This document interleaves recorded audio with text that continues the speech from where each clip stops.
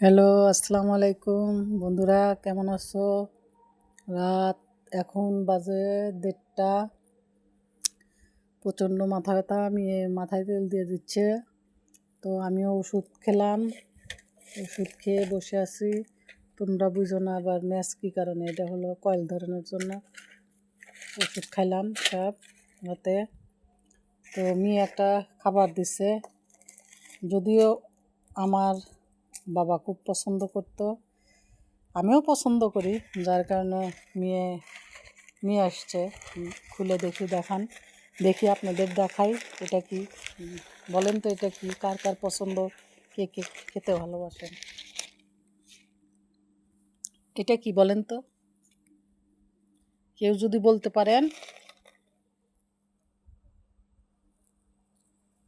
আমাকে কমেন্টে জানান।